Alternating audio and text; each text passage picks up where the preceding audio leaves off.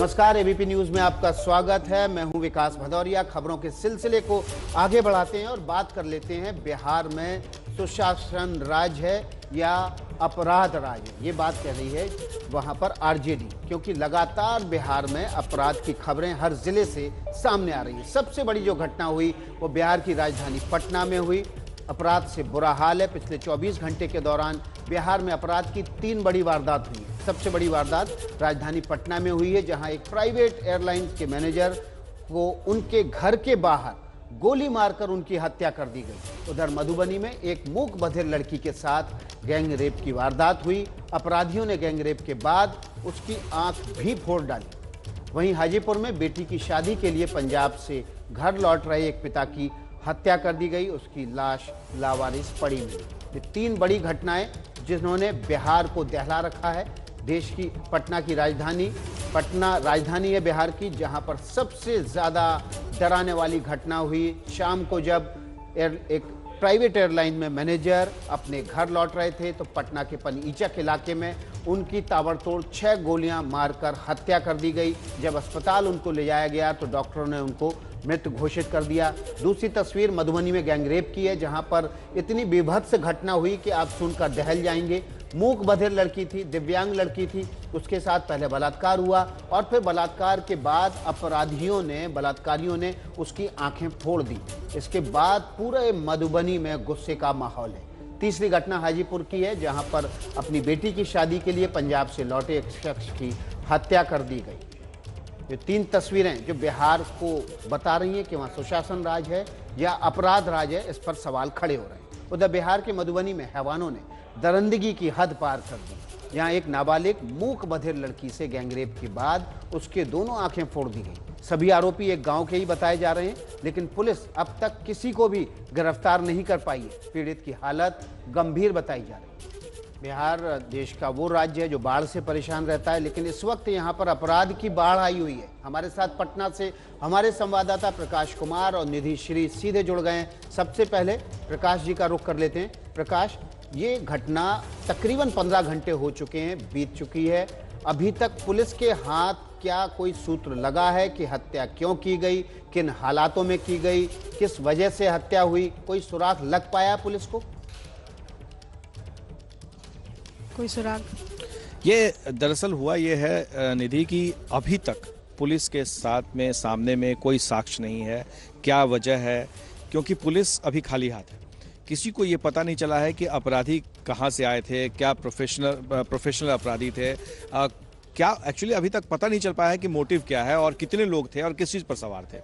पर हाँ, ये ज़रूर है, मेरी जानकारी है कि इसकी मॉनिटरिंग काफ़ी उच्च स्तर पे हो रही है और यहाँ तक कि छपरा में भी पुलिस को तैनात किया गया है। छपरा में भी जो बड़े अधिकारी हैं डीआईजी स्तर के, उन्हें भी लगाया गया इस काम पे। एसटीएफ भी इस पर काम कर रही है और एसआईटी गठित की गई है। लेकिन जो सबसे बड़ा सवाल यही उठता है कि इतने घंटे हो गए हैं, कल शाम 7 बजे से लेकर अभी 11 बज रहे हैं, अब तक कोई सुराग नहीं मिला है। पटना के सीनियर एसपी अभी कुछ देर क्या परिवार के लोगों ने पुलिस को कोई जानकारी दी है कि ये अपराध, ये जो घटना हुई है हत्या की, इसके पीछे कोई पारिवारिक कलह है? क्या इसके पीछे कोई प्रोफेशनल दुश्मनी है या इसके पीछे कोई और तीसरी वजह है? कुछ परिवार के लोगों से जानकारी पुलिस को मिली है या आपको मिली है?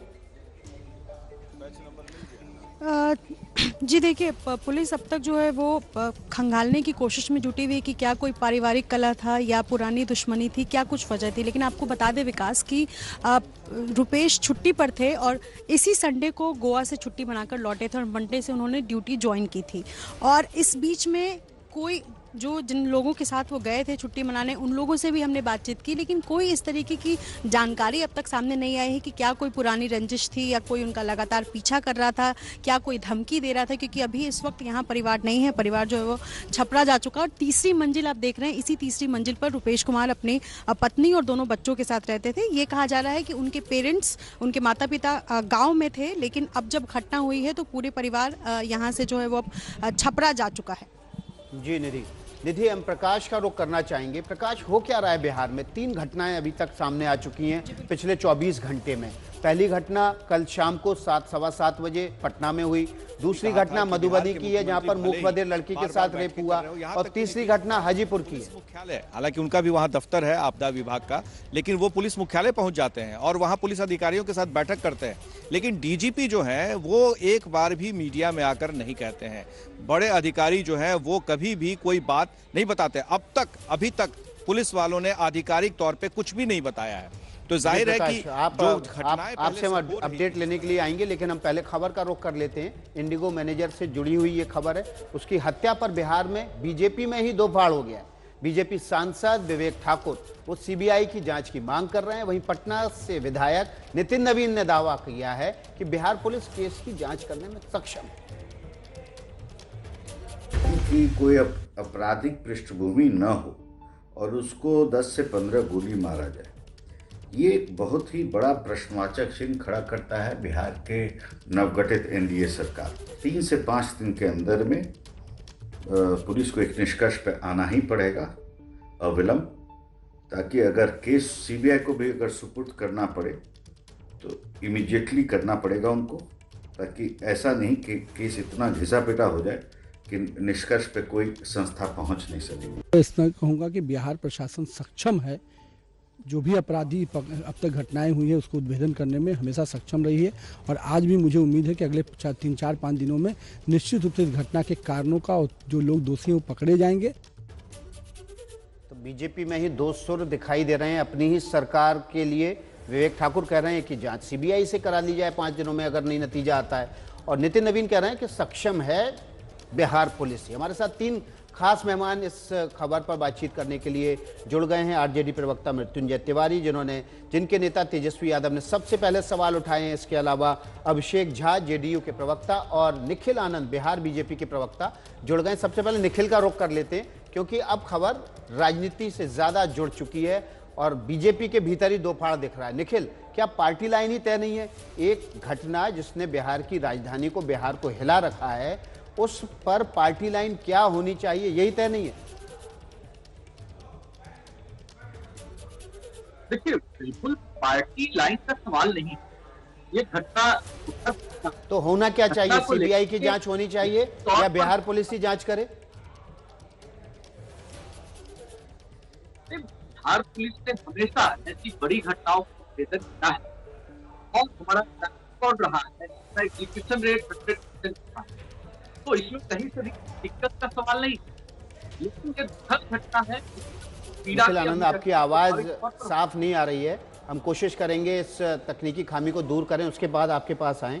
अभिषेक झा का रुख कर लेते हैं, जेडीयू के प्रवक्ता हैं। अभिषेक, मुंबई में एक घटना हुई थी, उसकी सीबीआई की जांच को नीतीश कुमार ने रिकमेंड कर दिया था। आप ही के सहयोगी दल के सांसद विवेक ठाकुर कह रहे हैं कि मामले की जांच सीबीआई को सौंप दी जाए। क्यों नहीं सौंप देते हैं आप? नहीं, देखिए, क्राइम कंट्रोल बिहार सरकार की योजना रही है। आपने देखा है कि मुख्यमंत्री जी ने सरकार बनी है उसके बाद 4-4 बार क्राइम कंट्रोल पर बैठकें की है। खुद पुलिस मुख्यालय सरदार पटेल भवन गए थे वो, और अब जब इस तरह की घटना घटी है तो इस घटना की तो हम कड़े शब्दों में निंदा करते हैं। और आप देखिए कि उस पटना पुलिस के जो एसएसपी है वो मौका वारदात पे पहुंचे थे, एसआईटी का गठन किया गया है, और आप थोड़ा समय इंतजार करिए। मैं विश्वास दिलाना चाहता हूं आपके चैनल के माध्यम से बिहार की जनता को, हर किसी को, कि बहुत जल्दी ऐसे मामले का उद्भेदन किया जाएगा, क्योंकि हम सब लोग स्तब्ध हैं। देश की जिस अच्छे विचार के व्यक्ति थे उनका किसी से रंजिश नहीं कभी सामने आया है, और फिर इस घटना को क्यों अंजाम दिया गया है, पुलिस इसकी तफ्तीश कर रही है, और निश्चित रूप से अपराधी जो कोई भी हो उसके पीछे, हम उस तक पहुंचेंगे ही पहुंचेंगे, और इस पूरे मामले का उद्भेदन करने के लिए बिहार पुलिस सक्षम है। बिहार पुलिस एक निष्कर्ष पर बहुत जल्दी ही पहुंचेगी।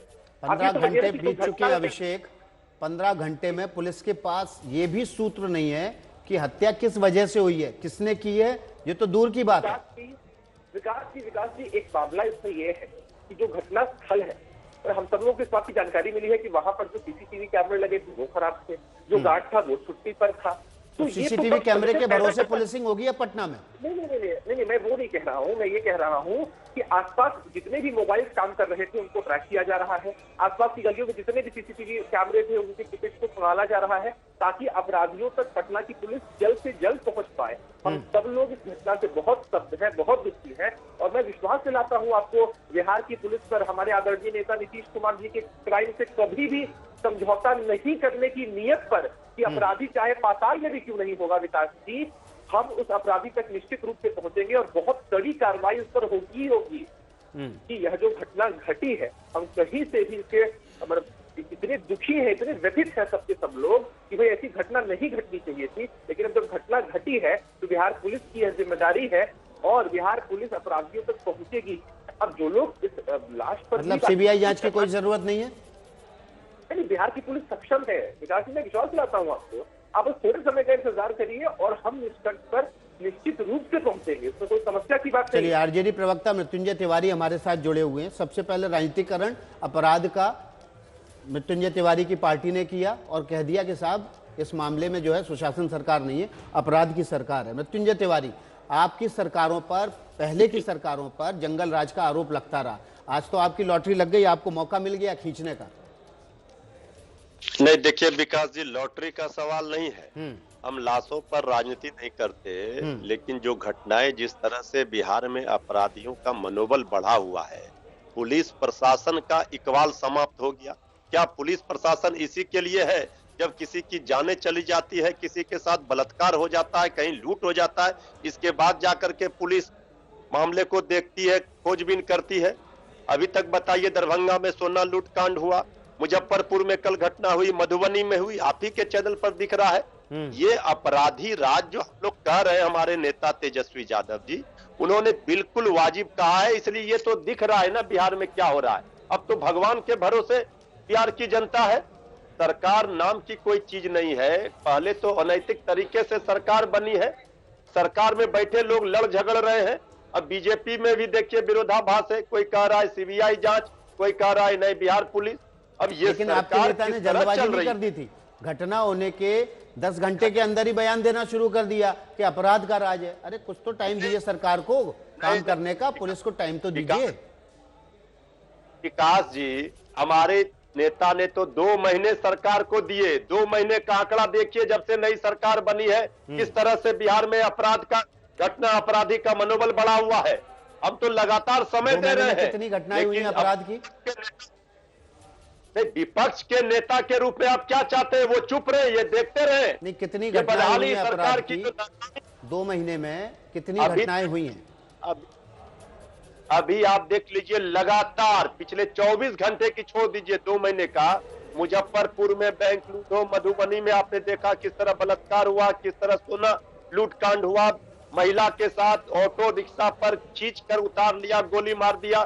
कुछ दिन पहले पटना में सरकार के नाक के नीचे जहाँ पूरी सरकार बैठी है, पुलिस मुख्यालय है, वहां पर जब इस तरह की घटना हो रही है विकास जी, आप सहज अंदाजा लगाइए कि बिहार की जनता जो गांव में दूर दराजों में है, वो किस तरह से, सरकार नाम की कोई चीज नहीं रही। सरकार में सत्ता का मलाई खाने के लिए ये लोग एकजुट हैं। अभिषेक झा, पर रोज गंभीर आरोप लग रहे हैं, महिलाओं को टेम्पो से, ऑटो से खींचकर सरेआम गोली मार दी जाती है, पुलिस मुख्यालय के नीचे अपराध हो रहा है। अब आप कुछ सवाल के घेरे में रहेंगे आप? क्या सरकार इस बार कमजोर है? क्या जेडीयू इतनी कमजोर हो गई है कि वो कंट्रोल नहीं कर पा रही है पुलिस एडमिनिस्ट्रेशन को? आप देखिए, नहीं आप देखिए विकास जी, अगर आप एनसीआरबी के डाटा नहीं आप सुनिए तिवारी जी, आपने अपनी बात कह ली है। विकास जी, अगर आप एनसीआरबी के डाटा को देखेंगे तो आपको मालूम चलेगा कि 23वें स्थान पर है बिहार महिलाओं के प्रति जो अपराध होते हैं उस मामले में। और दूसरी बात, ये एक तरफ ये लोग कहते हैं कि भाई हम लाशों की राजनीति नहीं करते हैं, और दूसरी तरफ आपके नेता तेजस्वी यादव बयान देते हैं अपराध देना चाहिए। आपको यह बात समझ नहीं आती है कभी भी, क्या कोई सत्ता में बैठी पार्टी इस तरह की बात करेगी? क्राइम कंट्रोल नीतीश कुमार की यूएसपी रही है, सीआरपी रही है, और आपकी आवाज साफ नहीं आ रही है। ये तकनीकी खामी हम दूर करते हैं, तब तक अभिषेक को सुन लेते हैं। इसका तकनीकी खामी को तब तक दूर करते हैं। अभिषेक, आप बोलते रहिए। मुझे कह रही थी नहीं, मुझे कहने दीजिए विकास जी, आप इतने वरिष्ठ पत्रकार हैं, आपने सब कुछ देखा है, जाना है। आप एनसीआरबी के डाटा को देखेंगे तो आपको मालूम चलेगा कि महिलाओं के प्रति अपराध के मामले में बिहार 23वें स्थान पर है। उसके बावजूद कहीं भी कोई भी घटना घटती है, हम त्वरित उस पर कार्रवाई करते हैं। नीतीश कुमार जी की सीआरपी और यूएसपी रही है क्राइम कंट्रोल, और हाई तौबा कौन मचा रहे हैं। एक तरफ ये लोग कहते हैं कि भैया हम लाशों पर राजनीति नहीं करना चाहते हैं, और इनकी मंशा आपको साफ झलकेगी। आप तेजस्वी प्रसाद यादव जी के ट्वीट को देख लीजिए, वो कहते हैं सत्ता संपोषित, सत्ता संरक्षित अपराधी। अरे आप सोचिए कि आपने इस चुनाव में भी कितने सारे ऐसे लोगों को टिकट दिया जिन लोगों पर हत्या का मामला है, बलात्कार के मामले में सजा याफ्ता है, उनके परिजनों को आप टिकट देते हैं। अगर मैं नाम गिनवाना शुरू करूंगा ना तो समय कम पड़ जाएगा, लेकिन नाम तो आपको गिनवाने पड़ेंगे। मधुबनी में क्या हुआ, मूक बधिर लड़की के साथ बलात्कार हो गया, उसकी आंखें तक फोड़ डाली गई और अभी तक बलात्कारी फरार हैं। पुलिस को एक ही गांव के लोग हैं, सब पता है, उसके बावजूद गिरफ्तार नहीं कर पा रही है। सवालों के घेरे में आपका सुशासन है। अभी छोटा सा ब्रेक लेंगे, आप लोगों के पास आएंगे और फिर इस पर बात करेंगे कि आखिर क्यों सुशासन बाबू का जो शासन है वो कमजोर पड़ रहा है। स्वागत है। हम इस वक्त बात कर रहे हैं बिहार में क्या अपराध की बहार है। ये सवाल इसलिए पूछ रहे हैं क्योंकि बिहार में पिछले 24 घंटे के दौरान 3 ऐसी घटनाएं हुई हैं जिन्होंने हिलाकर रख दिया है। सबसे बड़ी घटना बिहार की राजधानी पटना में हुई, उसके अलावा दूसरी घटना मधुबनी में हुई, जहां पर बिहार पुलिस के आंकड़े हम आपको दिखा रहे हैं इस वक्त। जनवरी से अक्टूबर तक हर दिन 9 हत्याएं हुई हैं, हर दिन 5 रेप की घटनाएं हुई हैं। जनवरी से अक्टूबर 2020 के ये आंकड़े हैं। इसका मतलब है कि लॉकडाउन के दौरान भी बिहार में अपराध का जो आंकड़ा था वो काबू में नहीं था। इस दौरान चुनाव भी हो रहे थे और उस दौरान भी लगातार जो आंकड़े थे वो इस बात की ओर इशारा कर रहे हैं कि यहाँ पर क्राइम रेट जो है वो कंट्रोल नहीं है। हमारे साथ अभिषेक झा हैं, जेडीयू के प्रवक्ता, इसके अलावा मृत्युंजय तिवारी आरजेडी के प्रवक्ता और निखिल आनंद बिहार बीजेपी के प्रवक्ता हैं। उनका रुख करते हैं। सबसे पहले निखिल के पास चलते हैं। निखिल, आपकी पार्टी में ही दो फाड़ हो गया है। विवेक ठाकुर कह रहे हैं कि सीबीआई जांच हो जानी चाहिए और नितिन नवीन कहते हैं कि सीबीआई जांच की कोई जरूरत नहीं है। क्या है पार्टी लाइन? देखिए, ये दो फाड़ का सवाल नहीं, रुपेश की और दुखी होने के कारण। निखिल आनंद से हमारा संपर्क टूट गया है। अभिषेक झा जेडीयू के प्रवक्ता और मृत्युंजय तिवारी हमारे साथ बने हुए हैं। हम सीधे अभिषेक का रुख करते हैं। अभिषेक, हमने अभी आंकड़ा दिखाया जनवरी 2020 से अक्टूबर 2020 का, और देखिए मार्च में लॉकडाउन लग गया था, लेकिन उसके बावजूद जो एवरेज है हर रोज तकरीबन 9 हत्याएं और 5 बलात्कार। जब लॉकडाउन में लोगों को घर पर रहने की हिदायत थी तब भी आपकी पुलिस जो है इन क्राइम को कंट्रोल नहीं कर पा रही थी। नहीं, ऐसा हम नहीं कह सकते कि पुलिस क्राइम कंट्रोल करने में विफल हुई।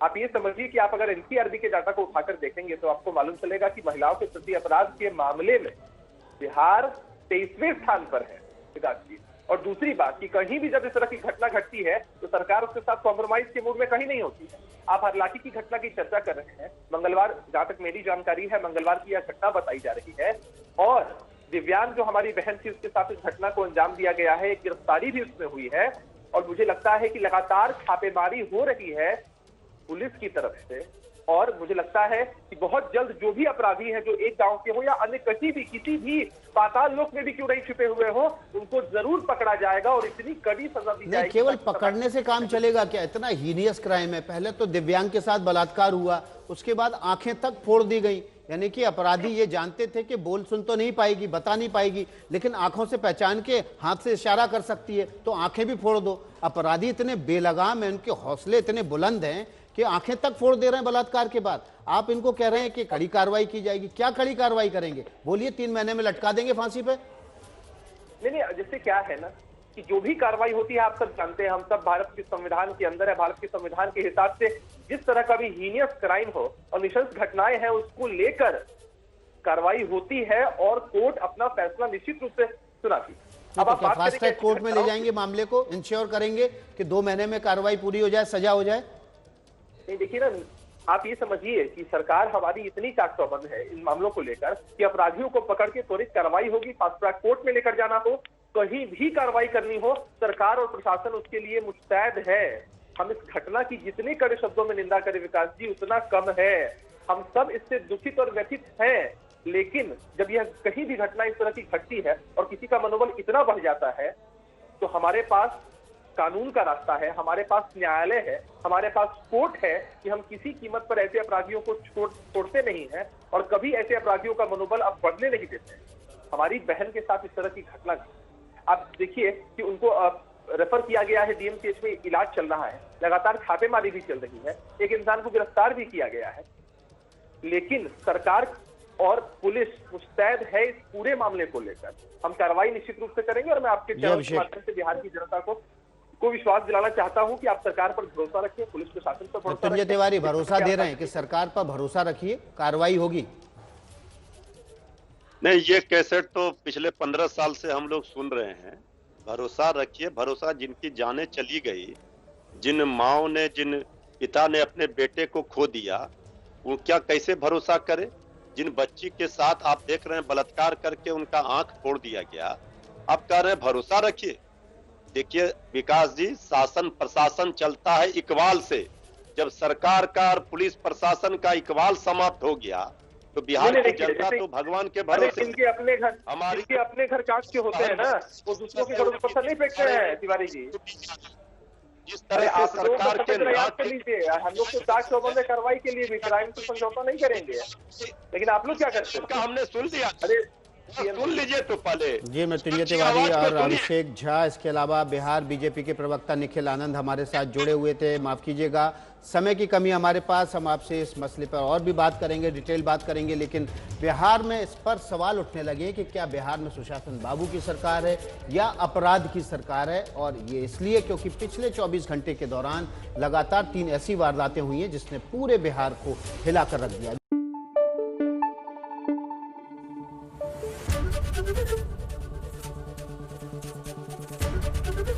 एबीपी न्यूज आपको रखे आगे।